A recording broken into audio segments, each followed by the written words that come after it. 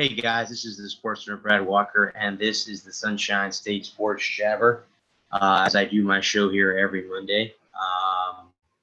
Before I start my show, guys, I'm sure you guys have heard, whether you're a sports fan or not, of the passing of Kobe Bryant yesterday in a helicopter crash in Calabasas.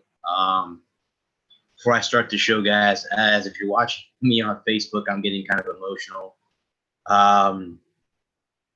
But I just want to give thoughts and prayers to all the families that were impacted yesterday by that helicopter crash. Um, I will be talking more in detail, guys, about that on my the Walker Report on this Thursday. I can't promise you that I'm not going to cry on Thursday. Sorry that I'm emotional, guys. This is one of those, you know, moments that are hard when you have somebody like Kobe that has touched a lot of different areas, different sports around around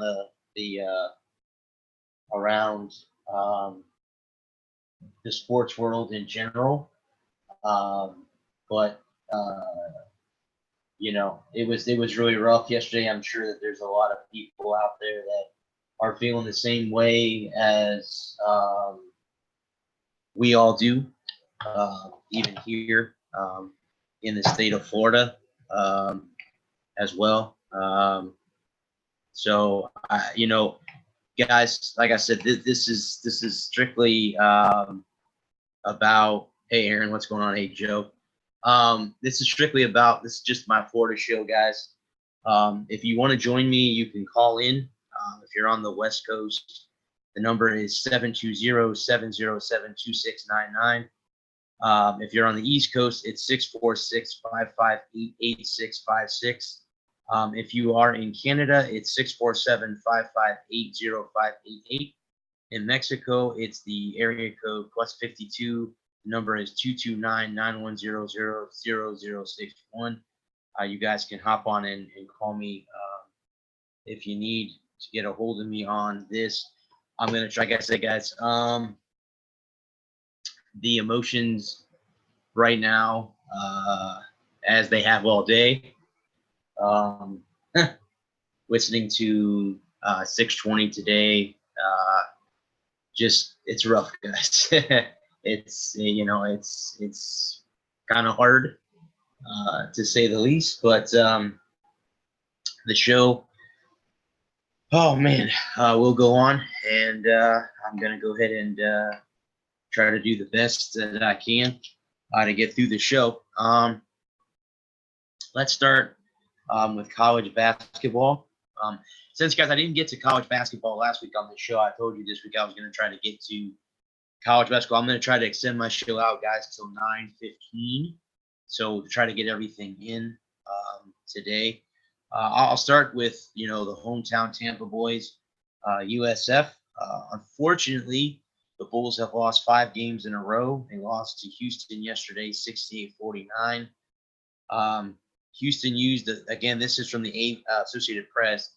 Houston used a balanced attack and did all the little things right on the defensive in order to win its 4th straight game. So, guys, the Cougars held a 37-32 advantage in rebounding and had 17 second chance points. Houston outscored the Bulls 34-26 with points in the paint. So it was a rough going for USF as they dropped to 8-12. They're 1-6 within the conference. Defensively, I thought we started out really well, but we're struggling on the offensive end right now. South Florida coach Brian Gregory said, when you play a team coached by Kelvin, if you're struggling offensively, you're really putting yourself in a tough spot. The Bulls shot 37%, including 3 from 16 from the three-pointers. We had some good looks, but we were unable to finish some of those chances. A couple of things, the way that we could figure out the way to hurt. Houston went on a 17-5 run over the final 7 minutes of the first half to take a 31-21 lead on 2 free throws. again, guys, so the Bulls, I struggled again on the court. I was at my first USF Bulls game a couple weeks ago with my buddy Mike Tafaro. It was pretty cool to be there at the Yuengling Center. I had never been before. It was a very good experience. I definitely would go back again, but the Bulls are struggling. The Bulls have not beaten a ranked opponent since defeating Louisville in 2012 and have lost their last 29 games against ranked opponents. So that is the big picture here for USF. Moving forward, they're going to have to get better, guys, offensively. I think that's what they struggled with. They struggled with against Memphis. When I was there, I got to see Penny Hardaway. That was pretty cool to see Penny Hardaway on the sidelines as well. So that was pretty cool. Like I said, guys, I'm going to go through basketball real quick with college basketball. The next up, I have the Hurricanes. This time, they also lost 94-71 to North Carolina, and that ended North Carolina's 5-game skid. Again, this is from the AP, Hall of Fame coach and his players that spent a month of January grinding through a frustrating and confining, jarring set of losses brought to an unminted series of injuries as well. Shaky play. Finally, on Saturday, the Tar Heels could celebrate the end of an uncharacteristic struggles for the traditional Ridge program for a game anyway, and coaching milestone for Roy Williams that took longer than expected to achieve. Brandon Robinson scored a career of 29 points to help the Tar Heels beat Miami 94-71. Let's go, guys, here real quick. I'm going to read the big picture here. For Miami, the Hurricanes have lost 5 of the 6 since the start of January. Things only got worse Saturday without top scorer Lakes 15.7 points and number 3 scorer McGusty 14.5. The team said before the game that Lakes was battling a groin injury, though Larry Geiger described the injury as an issue with a hip flexor. McGusty was out with back spasms. Both played in Tuesday's loss at Duke, despite not being fully healthy. It just made sense to rest them and see if they could get better because neither one of them are close to 100%. So, again, guys, the Hurricanes have 2 of their top scorers on the bench right now. Their top scorer and their 3rd scorer on the team. So that hurt them in the loss to North Carolina. So, again, just like USF, guys, they just got to get better moving forward. Now, on the lighter side here, there is some victories going out here, guys. The next one will be the Florida State Seminoles. And this one is actually a victory as the Florida State, the number 5 Seminoles, by the way. They're ranked number 5. They beat Notre Dame. So that was good, an 85-84 win for their 10th straight victory. The Noles have had 10 wins in a row, which is great for them. Wyatt Wilkes came off the bench to score a career at 19 points. That's good for the 10th straight victory. The redshirt sophomore hit 5 of 6 shots from three-point range. Needs to surpass his previous career at 14 points. He played nearly 19 minutes. That is pretty good. The Noles now have won 10 games in a row, guys, as we get closer and closer, of course, to the March Madness. Florida State may find it difficult to move up anymore now that it's in the top 5, but 10 straight wins speaks volumes about the team's resume, and the Seminoles could pick up a spot in the next poll. Big picture in here, the Seminoles had a 23-11 rebounding edge early, including 8 offensive boards that led to 10 second-chance points. So look for the Seminoles, guys, to be a pretty big contender as we move into March, being that they're the number 5 team in the country. So that's pretty good. The next up, guys, would be the Florida Gators, and they suffered a 72-61 loss to the number 1 Baylor Bears. Again, going into this, and if my man, any of my Gator fans out there are listening, didn't think that we were going to win this game against Baylor to begin with. If we had, it would have been a miracle, to say the least. My man Phil Taylor, has said that too. Oh yeah, guys, I'm sorry. The meeting ID on Zoom is 475-279-260 as well. I'm sorry, I forgot to mention that early on. They lost 72-61. It's been a kind of an up and down season for the Florida Gators. In all honesty, it's been an up and down season for them. They've had some wins, and then they've had some losses, and this one happened to be a loss to the number one team. The Gators were held to 44% shooting, including 23.5% from three-point range. That much was expected. Baylor made it look ugly for us at times tonight, Florida coach Mike White said. The Bears added a twist by making 9 3-pointers, their most in nearly a month. All right. Big picture here, guys. The Gators appeared to be taking strides while beating the number 4 Auburn last Saturday and nearly stunning LSU on the road earlier this week. But the team's offensive woes returned against Baylor. No surprise given the Bears are one of the best defensive teams in the nation. Guys, if you see me turning my head, the Lightning game is on as the Lightning are back in action. I'm going to talk about the Lightning a little bit later on in the show. I think I have the TV muted because I didn't want to have that in the background. I want to say they did something for Kobe, but I'm not 100% sure. If anyone is watching the Lightning game, let me know because I couldn't hear it because I have it muted. So I don't want to have that in the background while I'm trying to talk to you guys. I don't want any, kind of distractions or anything else. Last in college basketball, guys, would be the UCF Knights. And they won 70-65 over Bethune-Cookman on Wednesday night. They moved to 9-2 on the season. Malik Maitland scored a season high 23 points. That would be for FAMU. The Knights had 21 points in the first half, marked the season low for their team in Orlando.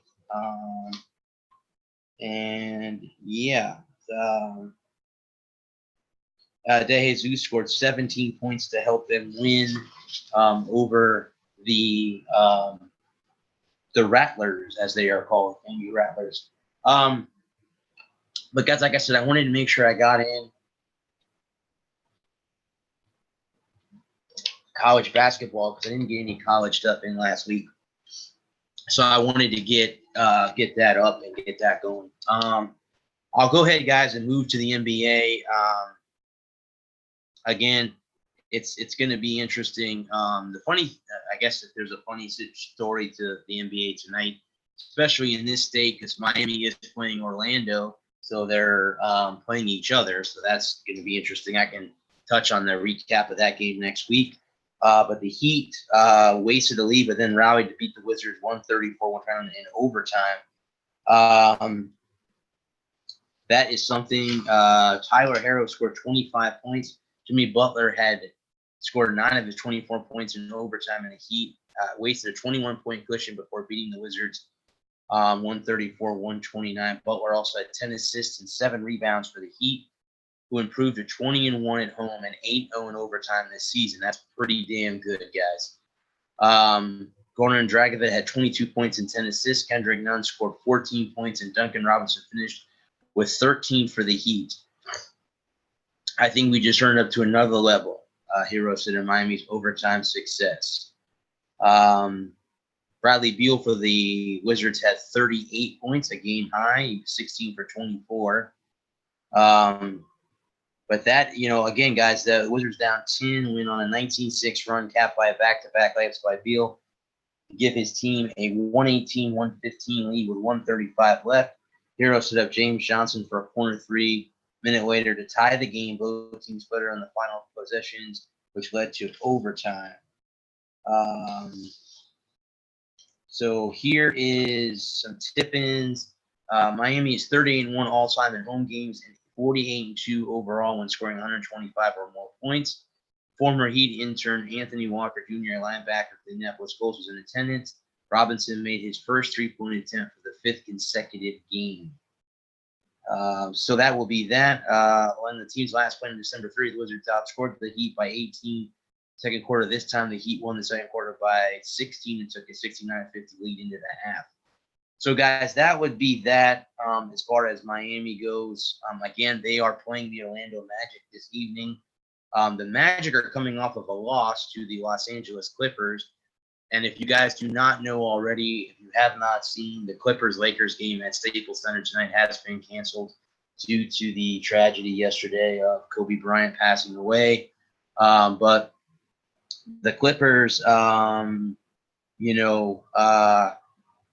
says right here, the Clippers won the game. Nobody wanted to play. The tip-off was less than 4 hours after Clippers and the Magic learned the death of former NBA great Kobe Bryant at the age of 41. Sometimes the stage is the best place to get away from reality, observed Clippers coach Doc Rivers, who, guys, if you have not seen Doc's reaction to when Kobe passed away, go on there, see these tributes that Kobe's getting. Him, Dwayne Wade's was pretty sad, too, to watch that yesterday as well. But the Magic, they led 37-26 after scoring the second quarter on a 9-0 start. The Magic did not get any closer than 7 again. It was the Clippers' 13th straight win over the Magic. D.A. Augustine missed a 7th game with a left knee injury. Maurice Harkless, who started for the Clippers, was in the Magic starting lineup on November 6, 2013, the last time the Magic beat the Clippers. So that is that, guys. So, again, that isn't, like I said, the Heat and Magic are playing each other this evening. So I will recap that game next week, guys, on here. Like I said, I'm going to try to cover that. I also will be looking to probably go ahead and get set up for the Daytona 500, which will be taking place in a couple weeks here in the state of Florida. Also, guys, when I get to hockey, I have an announcement to make with that as well.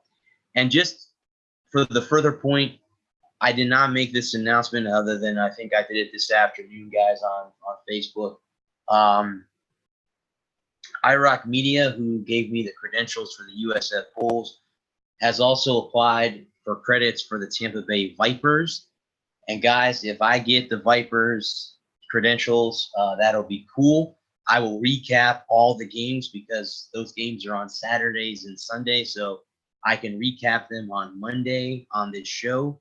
And I will be doing I'll recap them whether I get credentials or not. We'll recap the Viper games on here as well. But that hopefully, crossing my fingers, I'm able to get those credentials for the Vipers. Let's go ahead, guys, and jump to the National Football League. Let's start with the Miami Dolphins. And, of course, the draft is pushing closer. Free agency is right around the corner as well. And then this was an article written by Jordan Djajani. And this is about the Dolphins looking for quarterbacks and intangibles, talks Tua Tagovailoa's potential. If you guys have not seen, and what I've seen on most of the mock drafts now, guys, is they do have the Miami Dolphins at number 5 taking Tua. I think retrospect would probably say that they're going to keep Ryan Fitzpatrick for one more year and let Tua develop underneath him. But I also believe that that spells the end for Josh Rosen, who, guys, if you remember, had the same thing happen to him this past year when he was in Arizona. He got drafted by the Cardinals. Then they they drafted Kyler Murray, and he was gone and got traded to Miami, went to Miami, and now it looks like the Dolphins are going to do the exact same thing to him, and they're going to move on from him, and they're going to bring and draft Tua. It most likely will be that way. This is the first year of Brian Flores' era. Was a forgettable one as the Miami Dolphins went 5-11 and finished last place in the AFC East. Still, general manager Chris Greer believes that the season was a success. The Dolphins did acquire a multitude of draft picks, including 3 first-rounders, which should help the rebuild considerably. Miami also has money to work with in free agency, while Blair fully expects that quarterback Ryan Fitzpatrick will return for his 16th NFL season, and the Dolphins have 22-year-old Josh Rosen right behind him. The quarterback talk is going to continue this offseason for the Dolphins. Now, the Dolphins' first pick comes at number 5 overall, and they have a draft capital to move up for someone if they want, according to the report from Mike Florio, Pro Football Talk. They expect Joe Burrow to go number 1 overall to the Cincinnati Bengals. Even if the Dolphins decide not to move up for Burrow, there will be several quarterbacks available at number 5 after their availability at the Reese Senior Bowl, which is this past weekend. What's up, Phil? Yes, absolutely. Rest in peace. Rest in peace, Black Mamba. So, guys, this is the talk right now as they're trying to they're talking about Tua moving forward, stuff like that. Here's one of the things. There's a lot of guys that get overlooked, like Zach Thomas is a perfect example. Zach was too small, too slow, and stuff like that, but yet he became one of the best linebackers in history for the Dolphins and is being considered for the Hall of Fame. In fact, guys, I'm going to read that next as a piece about him going possibly being a Hall of Famer. Toya Tagovailoa finished his junior season as the Crimson Tigers career touchdown leader at 96. He has 87 touchdown passes that moved him past A.J. McCarron for the most thrown in program history. So look for them, guys. Look for the Dolphins to use those picks to draft Tua, most likely. Jordan Love is out there, and so is Justin Hubert. So, and I guess, guys, from what I understand, Hubert is moved up a lot in stock with the Senior Bowl this past weekend. Skins get Chase Daniels. That's a possibility, Phil. I mean, that really is a possibility that they do get him. I mean, you got that. So, again, guys, as we're going to move on, it's Zach Thomas. This is by Elaine Pavart. He's a writer for the Dolphins, says he's humbled to be a Hall of Fame finalist. Again, this is Zach Thomas. We'll find out in less than a week whether he'll be part of the Hall of Fame class of 2020. The former Dolphin linebacker isn't sweating it. Man, you know what I already feel that like I've already won. Thomas said during an interview on the Audible, just to be in the conversation to me is, sorry guys, I'm trying to get my notes here. Here we go. Humbling because it's an individual award. It's a team game. You know, of all the great talent we had around me, like Jason Taylor, those times with Jimmy Johnson, and that was fun for me to get all the credit, kind of like, nah, you know, but I'll take it. Thomas is among 15 modern-era finalists, hoping to be among the 5 selected to join the 15 members already chosen for the class of 2020. Along with Thomas, the finalists are Troy Polamalu, Edgerrin James, Bryant Young, Richard Seymour, John Lynch, Steve Atwater, Leroy Butler, Reggie Wayne, Torrey Holt, Isaac Bruce, Sam Mills, Tony Baselli, Alan Faneca, and Steve Hutchinson. Okay, absolutely. Thomas spent 12 seasons with the Dolphins from 96 to 2007. He earned 7 Pro Bowl invitations and was named All-Pro 5 times. He averaged an amazing 136 tackles per season with 6 seasons with more than 150. In addition, Thomas has 17 career interceptions, including 4 he returned for touchdowns, as well as 8 fumble recoveries and 20.5 sacks. He was the 1996 fifth-round pick from Texas Tech, hoping to become the 11th Dolphin member elected to the Hall of Fame after Shula, Nick Bonicatti, Larry Zonka, Bob Greasy, Jim Langer, Larry Little, Dan Marino, Dwight Stevenson, Jason Taylor, and Paul Warfield. So again, guys, if you're a Dolphins fan out there, let's pull for Zach to make it to the Hall of Fame. We will find out. We are going to find out. In the Pro Bowl, guys, if you guys watch the Pro Bowl, Jacksonville Jaguar defensive end Calais Campbell won the MVP for the defense in the game. He was selected. Clinched the 38-33 win for the AFC over the NFC. Thank you, God. with the AFC. I'm an AFC guy, so that was good. I haven't watched the Pro Bowl in a long time, so I don't know what's going on, but that Campbell was among three Jaguars that played. Other wide receiver be DJ Clark Jr., defensive end Josh Allen, also contributing for the AFC. Chark, a second-year veteran playing in his first Pro Bowl, caught 2 passes for 67 yards and a 60-yard touchdown. Clark's touchdown came on a short pass from Tennessee Titan quarterback Ryan Tannehill late in the third quarter, former Miami Dolphin, and gave the AFC a 31-27 lead. Allen, a rookie, had a sack and a tackle for a loss in the game and also had a blocked extra point in the third quarter.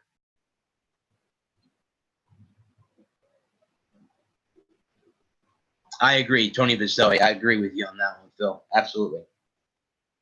Campbell's sack came early in the third quarter against Minnesota Vikings quarterback Kirk Cousins. Pittsburgh's defensive end TJ Watt returned the fumble 82 yards for a touchdown to give the AFC a 38-27 lead. This is by Josh Orser. He is part of the Jacksonville Jaguars writing. This is talking about Doug Marrone and moving forward with the coaching staff. As we all know, they are again looking at players at the Senior Bowl as well. The topic last week, Gruden announced the hiring of Jay Gruden as offensive coordinator. Gruden replaced John DeFilippo, who according to the Jaguars offense, a ranking of 20th in yards and 26th in points. So that means they're expecting it to be better this year with Jay Gruden as the offensive coordinator, the former Washington Redskins coach. The Jaguars ranked numbers 6, 2, and 5 in the NFL in yards allowed in those seasons. But Marrone said the defensive statistics were only part of why he feels strong about Walsh. So this is Wash. I'm sorry. So this is talking about the defensive coordinator and how he's going to go ahead and keep Wash, under. And so that is that for the Jacksonville Jaguars. Again, guys, as we get closer to the draft, there'll be a little bit more on the lines for the Bucs and the Jags and the Dolphins as well moving into the draft. So the next thing you have Freddie Swain. That would be interesting. So that'd be interesting. This is about the Buccaneers. This is by Carmen Vitale, and this was what they have learned from the Senior Bowl. Now, again, guys, the biggest question with the Buccaneers is how are they going to? Okay, all right. I guess my show is going to end, guys, at 8:55. So real quickly, this is what they've learned from there. Justin Herbert passed his first major test. It's maybe if they're going to pass on re-signing Jameis Winston or not. Justin Herbert could be the heir apparent, the replacement. Also, if you guys did not know, the San Diego Chargers have moved on from Philip Rivers. Rivers didn't move here. Move closer to Alabama. That's a good possibility that they're going to lean towards bringing in Philip Rivers and then drafting Justin Herbert or Jordan Love as a backup moving forward. We'll have to wait and see what happens with that. Defensive lineman Javon Kinlaw, the South Carolina product, was also something that the Bucs are looking at. If they cannot bring back Shaq Mason and Jason Pierre-Paul and company like that, again, they're going to need some offensive tackle help as well. I think a lot of people have them taking an offensive tackle with their first overall pick as well. So look for that as well moving forward. And then again, it's funny, guys, that the Super Bowl is currently in Miami, but next year it will be in Tampa, Florida. That's going to be huge, guys. That's going to be huge. It'll be right here in my backyard. WrestleMania will be here, guys, in April. I'm hoping, again, to get credentials to that event for WrestleMania. Just like with the Dolphins, guys, I'm talking about John Lynch. This is by Scott Smith. John Lynch is a 9-time Pro Bowl and a Ring of Honor member for 2 different NFL franchises. A Super Bowl champion, perhaps one of the most feared hitters of his generation. He also is a finalist for the Pro Football Hall of Fame for the 7th year in a row. And that alone indicates he's already considered worthy of a bronze bust in Canton in 2009. Hall of Fame voters have been closely examining Lynch's candidacy, every January since his first became a finalist in 2014 while working with limiting factors.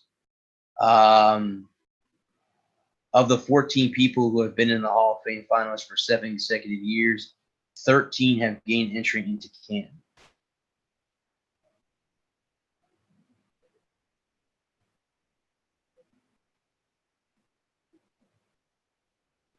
Yeah, it's the Hall of Fame is too easy to get into. Lynch repeated status Hall of Fame years, annual visits to the Pro Bowl over a decade, dominance from 97 to 2007. He is one of the top 10. See, it's kind of funny with him and both him and Steve Atwater both being finalists this year. Those two, to me, are one of the hardest hitting safeties in the NFL. I mean, if you remember the hit that Steve Atwater put on Christian Okoye, I mean, that hit was one of the most memorable in the NFL. John Lynch put some hits on people. Ronnie Lott is already in the Hall of Fame, guys, and he is another one that would have taken your head off if he could. But again, yeah, Phil, I have a funny feeling that they are going to sign Philip Rivers. It seems like all the signs are pointing for the Bucs to move on from Jameis Winston and sign Philip Rivers, probably draft Justin Herbert or Jordan Love late in the draft. They need some offensive line help, and they're going to need, if they can't get, they're probably going to tag Shaq Barrett. They got to re-sign Jason Pierre-Paul. Dominic Suh, that's a big question mark. I've heard 50-50 on him and stuff like that. So we'll have to wait and see how the Bucs do moving forward with that. But it's interesting to say the least how that's going to go. Hopefully Lynch gets in the Hall of Fame because that would be cool. Lynch to me was one of the hardest every down hitters every down. Lott. No, yeah. Ronnie Lott would have. Yeah, Ronnie Lott's in a class all his own. Yeah, you know what, Aaron? I agree. I don't know where he's going to go. I doubt that he'll go to Miami because I think with they have Ryan Fitzpatrick, who played very well there last year. I think Josh Rosen's days are numbered as a Dolphin. I think they keep Fitz, and they're going to draft Tua at 5, and then they're going to develop Tua under them and stuff like that. I really honestly, and I do agree, Aaron. I do agree that Philip Rivers can still play. I think the Bucs can sign him to a 2-year contract and let either Jordan Love or Justin Herbert, whoever they draft, let him develop underneath them for a while. Guys, shifting to the National Hockey League, the NHL All-Star Game was in St. Louis this past weekend. Well, the NHL announced that next year, the 2021 All-Star Game will be, drum roll please, in Sunrise, Florida, home of the Florida Panthers. They will be hosting at the BB&T Center next year in Sunrise, January 29th and the 30th next year. The Florida Panthers will be hosting All-Star Weekend. So that is kind of cool. Yours truly might be taking a little trip down to Sunrise. I've been in that stadium. Very, very cool stadium. The BB&T Center is very cool on the inside. I would hope maybe if I could get some credentials, or maybe I'll just go down there and be a fan. Would be pretty cool. But that's interesting to say the least, that next year they will be hosting the NHL All-Star Game. Jonathan Huberdeau, guys, did pretty well in the All-Star Game this past weekend. He had a goal in that game. he had a goal in the game as well. So he, unfortunately, the Atlantic team has still never won the All-Star game. They lost to the Pacific in the final. So they were unable to, but again, it was one of those things where you had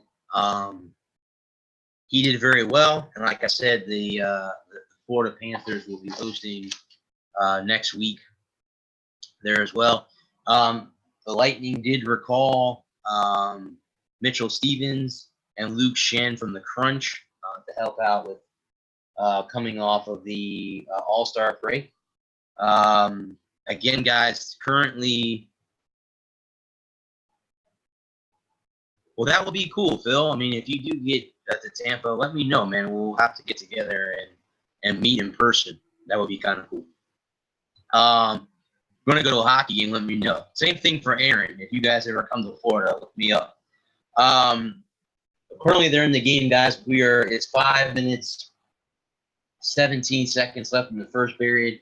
The game is tied at 0 as the Lightning are in Dallas to start the post All-Star break. The Lightning did go into the break very, very well. So that will be that. You can't watch it on TV for some reason, but not many other sports are as fun. Yeah, hockey is more of that's the one sport you can watch on TV, but being there live is great. I think, the one sport that I think is the most boring to watch on TV outside of golf would be baseball right now.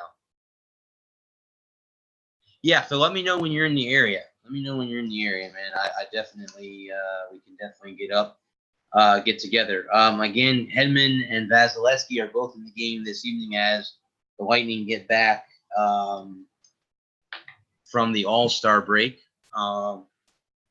as well. But it's going to be interesting in the second half of the season for both the Lightning and the Panthers.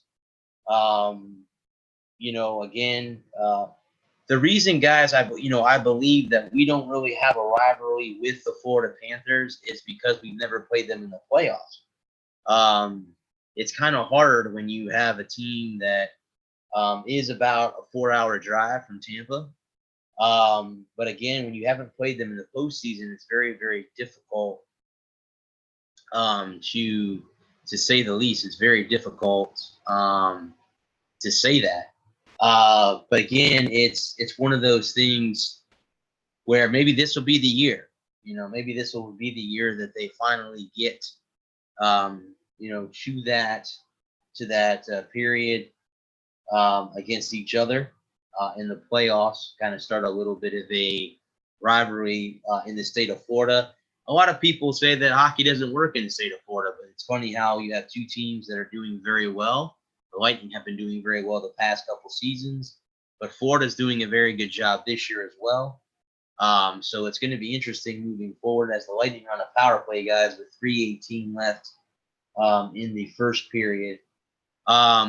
Again, guys, like I was saying earlier, I'll be kind of talking about the Daytona 500. I have my buddy Adam coming on to talk about the 500 in a couple weeks on here and on my the Walk Report on the other show, my other show on Thursday nights. And like I said earlier in the show, guys, when I came on, and I'm still emotional. I will be emotional on Thursday too when I do my show. But I'll talk a little bit more about Kobe and what he meant to not only the NBA guys, but to sports in general. That is something that I can touch a little bit more upon on Thursday. But it again with the Dolphins and the Bucks and the Jaguars, we draw closer to the draft and free agency. We'll see what holes each of those three teams fills. And then, basketball as well, how the Knights, Bulls, Hurricanes, Seminoles, we'll have to look out for the Seminoles being that they're the 5th ranked team in the country. into the tournament, and then of course the Gators as well, how they will do down the stretch, with everything going on with that. And then of course too, as we get closer, we'll be talking. I hope to be able to go to the spring game for the Bulls on April 22nd. Yeah, Phil, I think that's the saddest part, man, is the fact that you know he lost his daughter too, and I saw an interview they showed on ESPN this evening that he said, they asked him, you need to have a son to carry on your legacy, and then his daughter said, no, that's going to be my job, and the unfortunate part is we're not going to be able to see that either. It's disappointing, guys. My man Aaron Von Allen, if you get a chance to hop on his channel, guys. He did a video, 15-minute video, and go on there, man, because I just watched it right before I got on here. And I gotta say, man, that moved me a little bit. I commented on the video. Go check his channel out, man. Seriously, go check his channel out, because he's he made a very, very a good video about Kobe. Kobe Bryant was his favorite basketball player. He wasn't a Lakers fan, just an overall Kobe fan. And I'm hoping maybe he can come on my show on Thursday. We can have an emotional. I mean, if any of you guys out there, Phil, anybody out there that wants to come on Thursday and you want to talk about Kobe, or you want to talk about something else, man, definitely do that. My show last week was 4 hours long. So if I have to go 4 hours again this week, I'll do it. I want to make sure that I get everybody in. If you want to have a story about him, or you want to just talk, just hop on, man. I don't mind trying to get everybody in. Yeah, Phil, I agree with you. Florida has been inconsistent. That's like I said earlier when I was covering them. I said that they themselves have kind of shot themselves in the foot. Oh, no problem, Aaron, man. You're the man, dude. You're no problem. The thing is, with the Gators this year, they have been inconsistent. They can't score. They've been able to score again. They beat Auburn. I was excited to see them win. They lost, had a close game against the LSU Tigers, but then they, as I told you, Phil, when we talked last week, I said I didn't think that the Gators were going to have a little chance to beat Baylor, but then when you can't score points, it makes it really, really hard. Man, it makes it difficult to win games if you can't score. And that's been, not only the Gators, but again, me watching the USF Bulls, they're having trouble scoring offensively too. They shot 30% against Houston yesterday. That's not going to cut it, guys. That's not going to cut it in anything. So that alone is not going to cut it either. So that is, that's disappointing on top of that.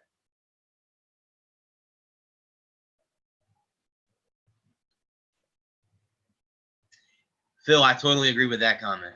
I totally agree with that comment. I myself, guys, am not a big NBA guy, but I mean, you could not.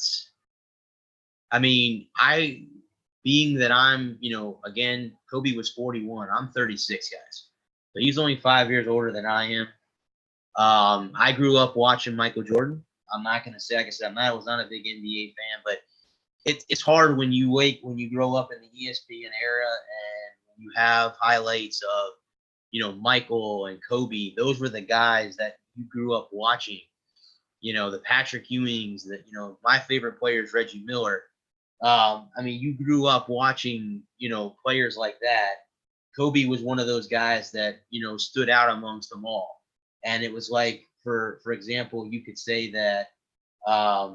Michael passed the torch to Kobe. Kobe passed the torch to, you could say, to LeBron, and maybe LeBron's going to pass the torch to Giannis, so on and so forth, if that's how you want to look at it. But it's interesting to say the least. Yeah, and see, Phil, that's what I read too, that the Gators defense kept them in the game, but unfortunately they were unable to score points. So that kind of, you know what that sounds like to me? That sounds like the USF Bulls football team. The defense kept them in games. The offense could score when they needed to, and then we ended up, losing a lot of games. Again, we will have to wait and see as the Jeff Scott era begins. The Jeff Scott era begins, guys, as it's already began, but the first time that I'll get to see head coach Scott will be on April 22nd. I'm looking forward to being on the sidelines again like I was last year in Tampa. I'm looking forward to that. Hopefully I can get back and being a credential holder again this year. And hopefully into future years, because as like I said, if you guys do not know, not this year coming up, and in the 2021 USF season, my Florida Gators will be coming to Raymond James Stadium, and that is going to be a very, very torn day for me. And it's going to be an emotional day too, because if you guys do not know, that game is scheduled for September 11th. So that'll be the mark of 20 years after 9/11. So who knows what they are going to do? We'll have to wait and see. But if I don't get credentials, I'm going to find a way to get to that game as a fan. But I'm looking forward to them in 2020. But I'm excited for Coach Scott and USF. The coaching staff, if you haven't got a chance, guys, they got to get, well, that's the whole thing, is trying to get the indoor facility. That is what Michael Kelly's working on a lot, to get the facility built. And he's hoping that Coach Scott can, get some boosters, get the alumni and stuff to help him with that moving forward.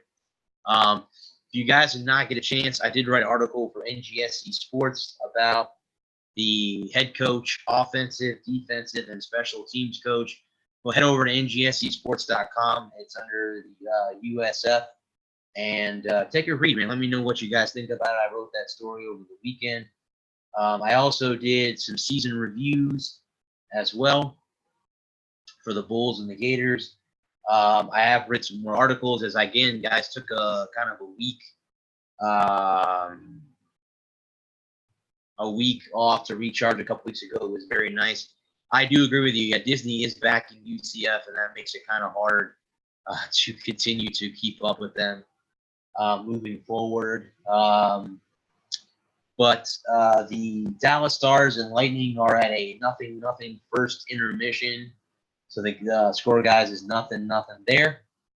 Next week, guys, on this show, too, I will also be talking about Deadly Rival Roller Derby, as their event is next Saturday. Not this Saturday, but next Saturday as well. Oh, cool, Phil. That's cool. You had to, recruit. That's pretty cool. Yeah. Well, I mean, to be honest with you, if you're a recruit, would you rather go to UCF than USF? I think I would too. UCF is Josh Heupel has got them going. I was kind of hoping Heupel was going to get the job at Memphis, maybe, and unfortunately, it didn't go that route. But I was kind of hoping that he would go to Memphis and see that as well. For a private school, so it's like, okay, all right, well, that is that, guys. So it's like I said, guys, I appreciate all the support on here with the emotional start. I'm probably gonna have another one on Thursday, guys, as well. Like I said, it's kind of hard when you lose, what I call a staple to a sport. I mean, and how young Kobe was, being that he was only 41 and losing his daughter. And not only that, but the other, 7 people that were on that helicopter, the coach, his wife, and his daughter were on there. There was another mother and daughter on there as well, and 2 other teammates. So again, thoughts and prayers to everyone that was that was impacted by that helicopter crash. I know, I heard today on local sports radio here in Tampa, as they're down in Miami covering the Super Bowl, that everyone was complaining about, well, there were 7 other people on that helicopter. Guys, I am not forgetting about the 7 other people that were involved, that were, of course, it's very, very sad that 9 of them had to die to begin with. And like Von Allen says in his video, guys, we're going to have to wait and see the investigation on what happened. I will get, again, more on this. Yes, I hope Scott can change that. But again, I'm going to touch a little bit more, guys, on that, on the Walker report. Guys, just be prepared for that to happen. Me being emotional again on Thursday, as I knew I was going to be emotional coming in tonight, hearing it all day on the radio, watching ESPN and stuff. And I do have the Tampa Bay Times, which I'm going to hold on to, which has a picture of Kobe on the front of it. Phil, thank you very much, bud. I appreciate that. You take care as well. But again, guys, I'm going to sign off, as it's about time for me to get off here. I do appreciate everyone that joined me, Phil, Kevin, Aaron, Von Allen. I hope to talk to you, sir, on Thursday. If you can get with me, let me know. I know you are out of the country in Bulgaria, but if you can get with me, let me know. Moving forward, I'll go ahead and put that down. But I want to, again, thank you guys for all the support. Joe was on here as well. I will do that. But I just got confirmation, guys. Aaron will be on my show, so come join me on Thursday with him. I want to thank Joe, everyone else, Ashley, everyone that hopped on here this evening. Thank you guys so much for the support on this show. And again, guys, I want to give a shout out to our men and women of our armed services. Thank you so much for what you do, your sacrifice, whether that is active or retired. Thank you for all that you do for the country, letting me be me and be here to do this every week. I also want to give a shout out to our domestic soldiers, our police officers, firefighters, paramedics. Thank you for keeping us safe here homebound. And as always, guys, God bless everyone out there. And before I end my show, guys, just do me one favor. Hug everybody, say hello to everybody, tell everybody that you love them, because you don't know when it's going to be the end for any of us. We're never promised anything. We're not promised tomorrow. So, yes, it was. First interview I was ever invited to last year. That's cool. I'm glad I'm going to have you on again. I think it'll be the 3rd time, Aaron, I have you on. But until then, guys, I do love all you guys. Thank you again for all your support. I will be back here next Monday on the Sunshine State Sports Jabber. Thank you guys again. And again, come join me on Thursday on the Walker Report. Until then, guys, this is the Sports Nerd Brad Walker signing off. Love you guys. Peace.